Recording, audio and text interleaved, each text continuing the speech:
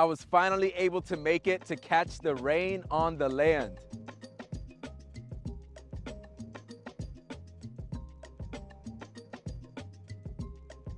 Now, it was a little crazy coming out here. The drive was 2.5 hours. There was at least 5 different accidents on the highway. One was a semi that was tipped over, but I absolutely had to make it. So many of you guys were asking me when I was gonna be able to be on the land when the rain was here, and here we are, we made it. Now in this video, I'm going to be checking up on all of our pits. I'm going to be making any makeshift dams if I see any water pooling up. Now, this is the beginning of the rains. It's about 1 o'clock right now. The peak of the rains is really gonna come around 4. I don't think I'm gonna be here for that long because I have my family and it's getting cold and rainy out here.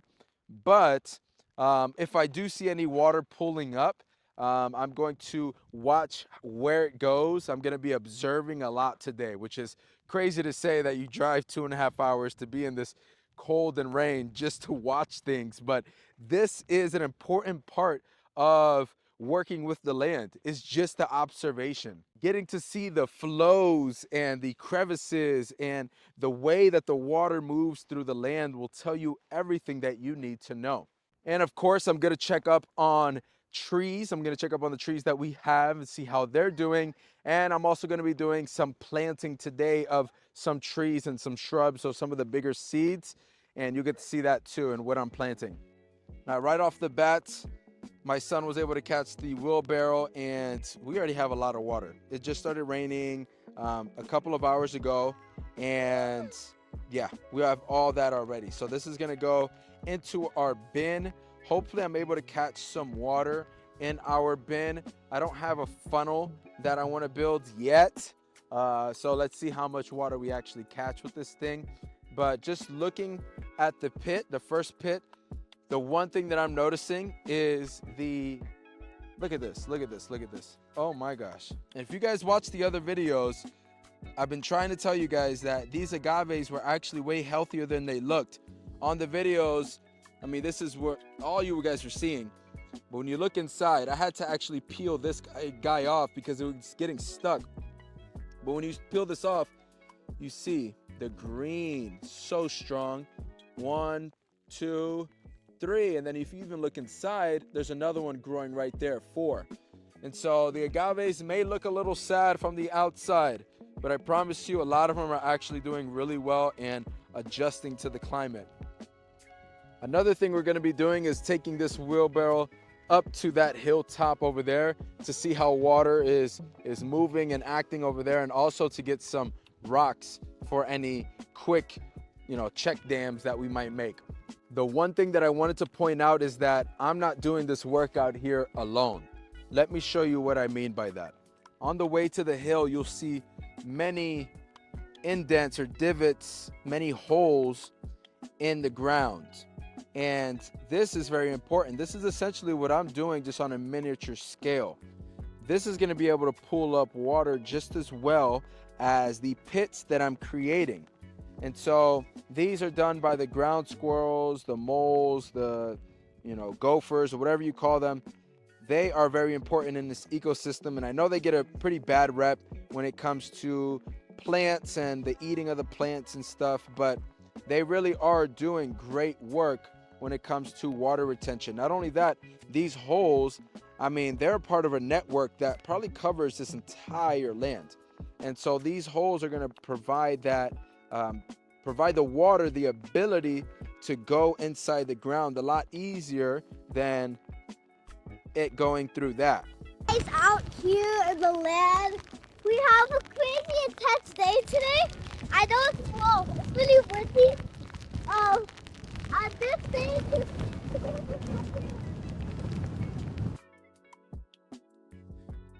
Now we decided to scrap the rock picking and get the heck off of this hill because the elevation change made the rain and the cold and the wind just way worse. But I'm glad that I went up there and I was able to see this point of view of the land from the top down, seeing where the water was really coming in. And it even gave me some ideas of ways that I can hold up water all the way up here.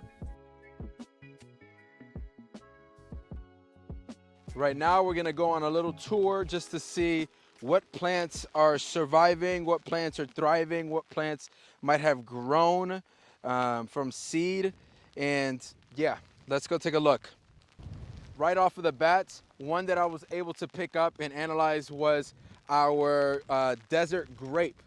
Now, this guy, I will admit, I abused it, I ignored it, and somehow it is still standing. I know it looks a little brown and things like that, but that just means that it's dormant. The fact that it's standing up as I'm holding it means that there is some life in it. I'm looking at the roots that are on the pot that are coming out of the soil right now, and they are, I'm not going to say healthy, but they're alive. And that's all I need in this environment. If something can stay alive after months of not watering it, then that's a win. I'm gonna go ahead and set this guy up next to our little Christmas tree here.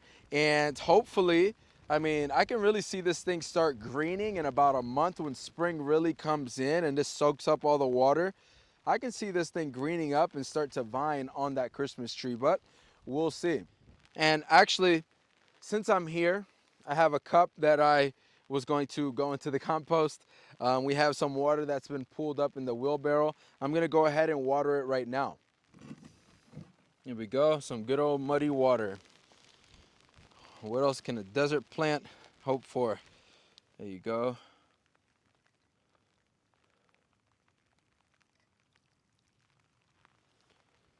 Now let's check on the babies of the land. The trees that many of you guys would not think would last even a day. It has been 2 weeks, and let me show you some growth. Look at that.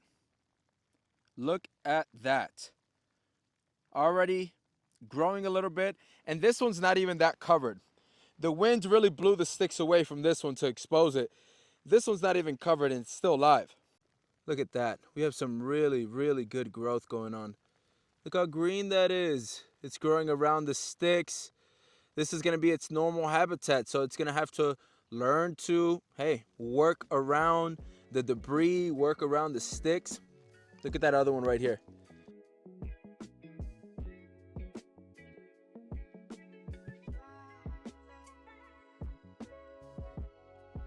I spotted another one. Look at that guy right there, looking great. Some new leaves are coming in, surviving, thriving. And this one, again, is not even that covered. The sticks kind of blew the coverage off a little bit. So that one is a little bit open as well. I'm surprised that hasn't gotten eaten. Let's look for some more. Look at these guys right here. Look at that. Look at that. Wow. Look at that. Now, there was one that I found that was away from the bunch, right? From the original few that I planted. And this one is a surprising one because it's growing out the side of this rock right here. And even though the baby leaves, the new leaf, or the first leaves are dead, there is still some green growth coming. I don't know if you guys can see that. But yeah, they look like they just wanted to be in the soil already, especially in this nice kind of like gravelly soil. Along with, you see how black it is? You see how black this is? Look how beautiful that is. The nutrients in that, the nitrogen in that is just gonna shoot these guys up really fast. And just to get a kind of like zoomed out picture of the soil quality, look at the color that I was able to achieve. This right here is black gold, especially in the desert. You're not really finding this in the desert. This is what you're gonna find out here, which is still cool. You know, things are able to thrive, kind of. But this right here is on a whole nother level. Anything that really touches this, I know is really gonna thrive. Now we're gonna check on this one, and first thing I noticed was this right here. I don't remember making that. Maybe an animal was trying to dig. I don't know. I'm just gonna say it was nature. But this guy is super far from the bunch. This one's all the way over there. And over there is where I actually manually created that soil. Here I'm just relying on the soil that is here to see how it goes. And look at that. This is after 2 weeks. I do not water. I do not have an irrigation system. 2 weeks. And it's looking beautiful. It's thriving in this little land. Yeah, they're small, but they're growing. Give them some time. It's a couple trees there. It's not just one. But the fact that they're so green, they're so upright, undisturbed, protected by this, I mean, it's just going to plan. Now, I was checking out the water catchments and the different designs that I did. In this one, I really wish that I put rocks on this side as well, because the water is just, I mean, if you can kind of see it, just destroying that. Destroying that. It was so nice and pretty and smooth and tall. Now it's just shrinking, shrinking, shrinking. Obviously, as the soil gets more compact, but just to show you the brute force of the water, it's a perfect example of what happens with exposed land.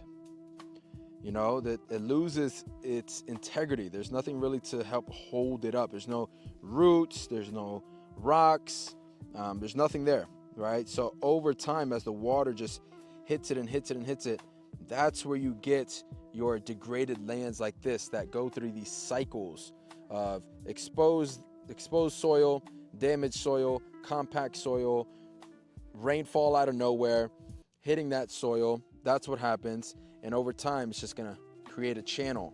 And that channel is going to get deeper and deeper and deeper. And the soil is just going to keep, just leaving that channel. The soil is just going to keep rolling up out of there.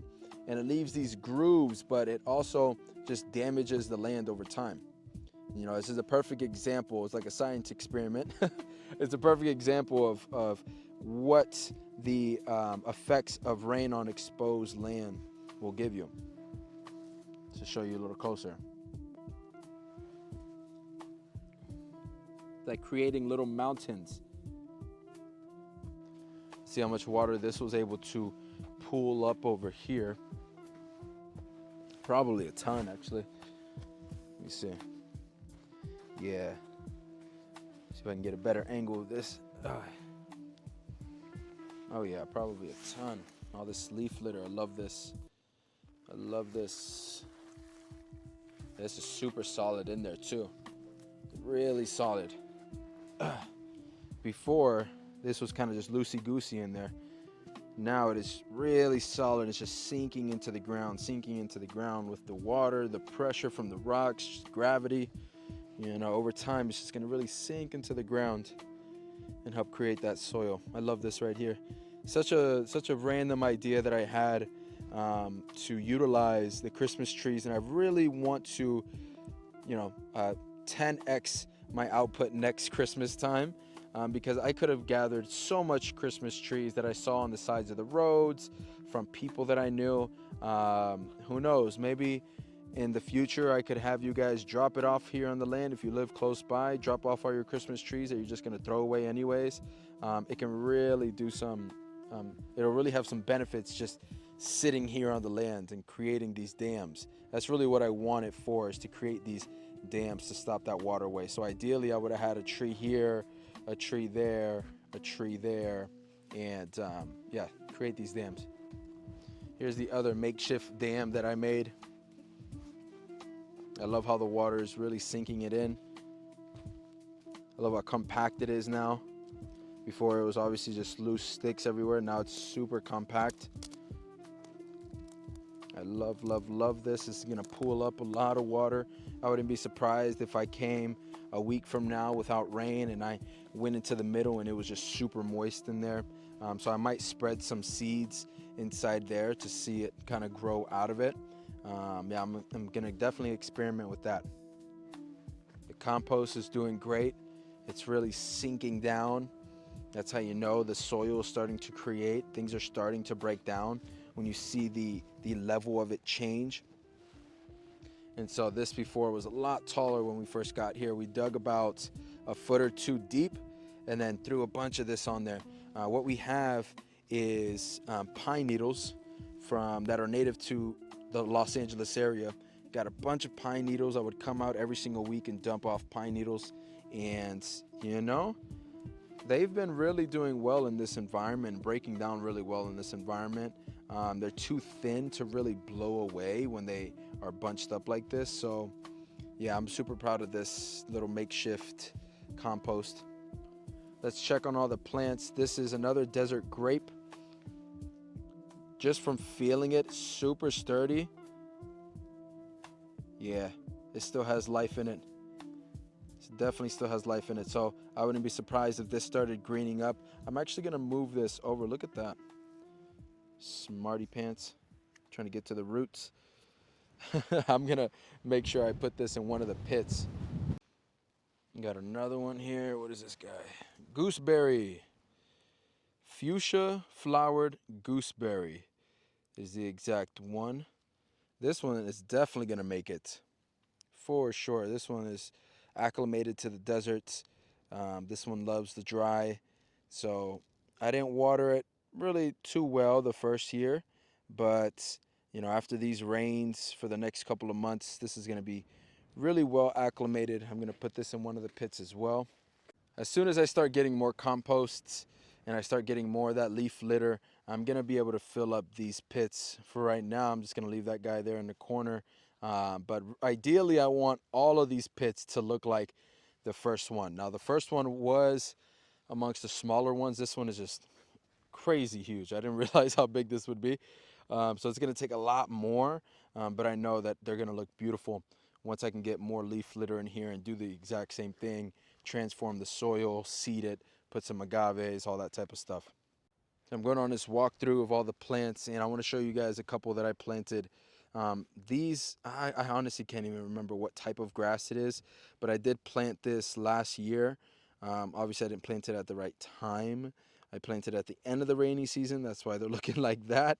But I mean, the way that they're in there, they're pretty sturdy. They're not breaking off. They're not super flimsy or anything like that. I'm praying that these guys can really thrive after the rains. I really wanted it to be this kind of like entrance on the way to like the workspace and the compost and stuff, like the living area right here that I kind of carved out, as you can see. It was going to be here, here, and then boom, entrance. You have another gooseberry that I'm going to put in the pot as well, or in the pit, I mean. What else do we got here? What else do we got? I have hope. If I see plants like this, if I see them standing, if I feel them and they're stiff, and they're well rooted, then I have hope for them, to be very honest with you. Especially with these desert plants, a lot of them are really, really resilient. Even though they'll look dry, they'll look, dead. As soon as they really start getting some water soaked in them, then they're perfectly fine. When I see pits like this that I made, these little holes had plants in them and they're completely gone. That's how I know it's dead. When they're not there anymore, and when they're completely just crumbled. Let me see if I can show you guys a couple more examples. This one right here, I don't know if you guys watched, this was probably episode like 4. This is episode 20. So it was back in like episode 4. I spent hundreds of dollars to plant so many of these natives, but I planted them in like April or May, and I got like one sprinkle of a rain randomly, and I really thought like, wow, if I just put this in the ground, it'll water itself. Yeah, and the rain stopped like the next week, and I was screwed. So all these guys, I spent hundreds of dollars on all different types of natives. Look at this. You see what I mean? If I see this is just, I have zero hope. This is all dead. When I see this, I mean, huge difference, huge difference. There's another one, another gooseberry. That's still standing, still doing good, different colors. Yeah, I have hope for that. Things like this, I mean, I'm not completely, I have some hope, I guess, but I'm not gonna hold my breath on it. This one is a white monkey flower. So that's pretty cool. This, well, would have been a white monkey flower. I don't know about it anymore. It's a dead monkey flower now, but there's another one.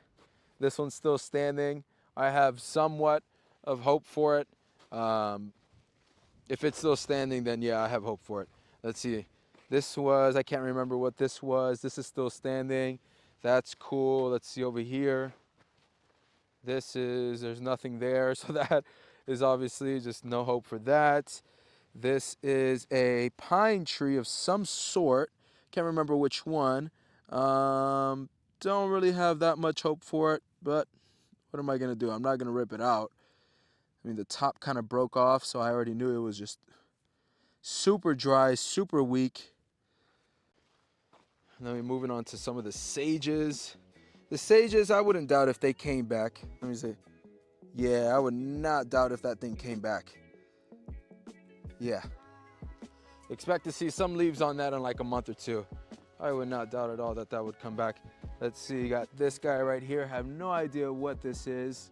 I think it was some type of like, what do they call it? Deer grass or something like that. Let me see. Another one. If they're standing, I'm rooting for you. There's plenty didn't make it. This guy, whatever the heck this was, or is that it? Oh, is that it? Okay, that might be it. Yeah, I don't know. That didn't look too good. This guy looks amazing. The fact that it has all the leaves on there, I mean, yeah, I have plenty of hope for this guy right here. The fact that it has the leaves and it survived, you know, the summer with all of its leaves intact, props to you, my friend. You are a trooper. You're a fighter. This guy right here, we got another pine. Okay, that feels a lot more sturdy. You got another pine. I cannot tell you what kind of pine. Sugar pine, pinon pine, most likely pinon pine. Let's see. That, I don't know why that's out of the ground. That is just, yeah, that's not doing too well. I don't even know why that's out of the ground. What else? What else do we got? Now, this one right here is the star of the whole show. This one right here was able to stand super tall, withstand the summer. Not only that, is that new growth? Is that new growth? That tiny, tiny leaf, that was not there before. Oh, snap. You're coming back to life. This guy right here is a trooper. He made it through the entire summer without me watering it. I think I might have watered it like 1 or 2 times. Other than that, I kind of forgot about them and was just discouraged. This guy right here still has his leaves. That is new growth. You can see like the little, oh my gosh, no way. I did not expect to see that. Now that is cool. Look at this, all this little new growth. Look at that. Maybe you can see it better now. Look at that. That was not there before, guys. This was barren. I mean, besides these like bigger leaves, but that little growth on the middle right there on the inside, come on now. There's a lot too. Let me see. I don't know if you guys can really see it. But look at that, look at that, look at that. Oh my gosh, I knew I had faith in you. Here's another one. What we got here? This pine right here. Now what's really cool, well, some might say it's cool, some might say it's not. But because of the pine that I brought in, the pine leaves, look at that. Probably the only thing sprouting on this land. That right there, you can see another one in the distance over there. Probably the only thing sprouting on this land. What is it going to be? I have zero idea. I could not tell you. Most likely going to be a weed. I'm not going to lie. You know, if it's a really invasive one, I'll pick it out. In the meantime, I'm going to let it grow because I have no idea what it is. This pine is looking a little, I mean, hey, I have faith in you, buddy. What do you guys think? I have faith in you. But the cool thing about this is that it carried seeds from where I was, and look at that. They're sprouting. They just needed some water. And so that's going to help me green up the land. Got the sage. That, I mean, it's standing, so I'm just going to say that it's going to do something. I don't know. It's doing something. This right here, the jojoba, poor guy. He did not know what was going to hit him. You can barely see him. Poor guy got destroyed by the crickets and whatever else eats the green. I mean, just absolutely destroyed. This was an agave that I had. Poor guy. Destroyed. That'll come back. He still has the leaves on there. That'll come back. So out of the hundreds of dollars that I invested in native plants, not all is lost. That's mostly me being optimistic. But not all is lost. I've learned my lesson. I think that was the thing I really paid for. Definitely an expensive lesson, but it was a lesson that I needed. You know, I was very optimistic coming out here and experiencing, like I said, those light little showers at the end of the rainy season, and I thought that's what it was going to be like. Man, was I wrong. But now I know, and I learned my lesson. This is really my first time working in this scale. when it comes to a desert. I am usually amazing at gardening. I consider myself a really good green thumb. I'm kind of that guy that everybody goes to for plant advice. But when it comes to the desert, it was just a different beast that I never had experience with. So that first year, we've been in here for officially a year now, and I've learned a lot. I've seen a lot. I've gotten to know a lot of the local animals and help a lot of the local animals. As I was moving around the compost, I was dropping off some fruit and I was covering it with some of the leaf litter from the outer edge of it. I made a huge mistake. I was being really careless. I didn't expect any seeds to grow, but I want to show you guys something. A couple of our seeds are already sprouting, and I cut it by accident, just being a little too reckless. So I don't think I'm going to really touch the compost anymore. This made me a little sad, I'm not going to lie. But as you can see, we already have things sprouting. This has only been, what, 2 weeks? Maybe a week if it was the ones that I planted last week. So we've been planting seeds every single week for the past 2 or 3 weeks, and look at that. We already have some growth. I'm not sure what this would have been. Um, yeah, I'm not even going to guess what this would have been. But the fact that we have growth already is just such a positive sign. The power of covering the soil. And when you really look throughout the land, nothing is growing yet. Absolutely no seedlings are out.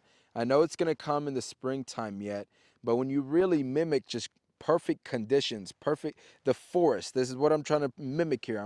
I'm building a native forest here. Even though it's a desert, it can still have forest. When you mimic those conditions, look at how easy things sprout. Now, before I leave here, I am going to plant a couple of different species of plants, from shrubs, trees, to even just native wildflowers. Right here, I have in my hand desert almond, which I didn't know existed. I think it's really cool. They look really tiny, look really pretty. And this is going to go in the ground. But before I do that, when it comes to the bigger seeds, and this is just kind of like a gardening tip, I personally like to soak the seeds in my mouth a little bit before I put them in the ground.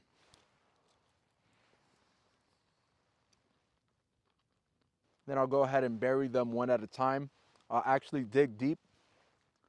When it comes to the trees, the shrubs, the taller plants, more likely than not, they're gonna want a deeper sow.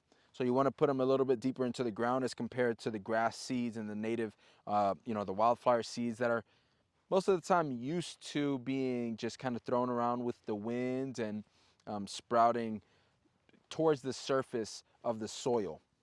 Soaking them does a couple of things.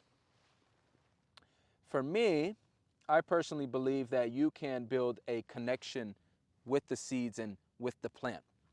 And one of the ways that you do that is by exchanging of bodily fluids, much like humans. And so for me, saliva is one of those fluids that you can use. Not only that, besides strengthening my relationship with them and getting to know them on a more personal level, I am using my saliva to break down the outer shell. It's going to start that process of really breaking down that outer shell. Two, or three, I am beginning that watering process already. I'm okay with doing that now because it is raining. I mean, it stopped, but it's going to come back.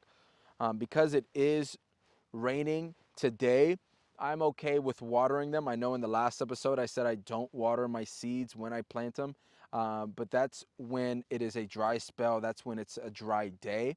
I don't want to start it that very moment. But because it is raining, I feel comfortable with starting it now.